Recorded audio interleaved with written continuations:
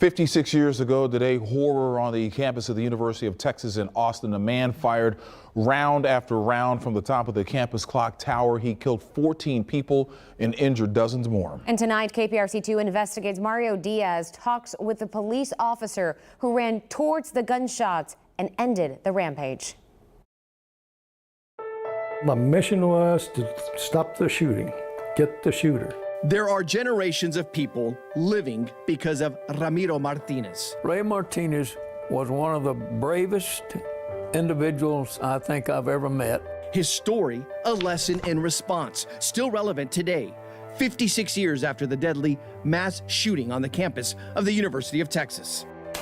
Ladies and gentlemen, there is a person shooting from, I think, the University of Texas Tower. 49 persons were hit by gunfire. This is the first news bulletin Martinez heard on his home television set on August 1st, 1966. Martinez went to UT to help direct traffic away from what had become a tower of terror. Whitman shot me in the back. Charles Whitman, a 25-year-old Marine sniper dealing with mental health issues, had taken over the tower. For well over an hour, Whitman picked off students on campus. Others heard the shots and scampered to take cover. Martinez's focus shifted from traffic duty to the tower. What was going through your mind as you sprinted towards the tower, knowing you had a killer targeting anyone with a rifle? I didn't stop to think. I just needed to get to the tower. I need to get into the tower because I'm sure that there's an assault squad came from the police department or somewhere, you know, and they are going in there, and I need to go in there and help them. Where was that assault squad when you got inside the tower? There was none. With courage in his bones and faith in his heart, the then 29-year-old Martinez went up the tower, passing the dead and wounded. There was a man that came out, and he had a white pair of women's shoes in his hands, and they were blood on it.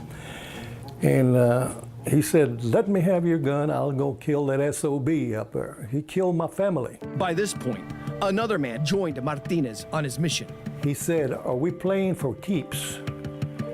And I looked at him, and that's when I realized that he was a civilian.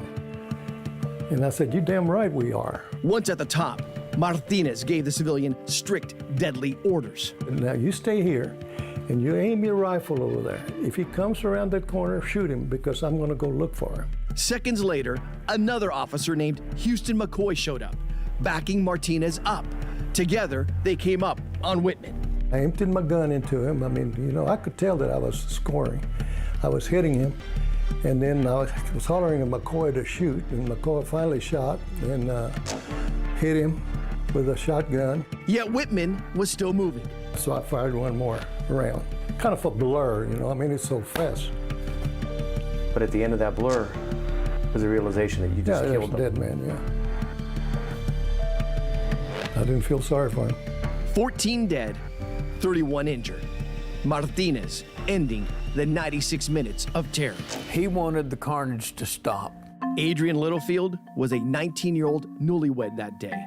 Both he and his wife were shot. To this day, he directs gratitude towards Martinez. My thanks are never ending for him stopping the situation that could have led to much more destruction and death than what we experienced. That was investigator Mario Diaz reporting on click2houston.com. We have much more from Martinez. Plus, he shares his perspective on the school massacre in Uvalde.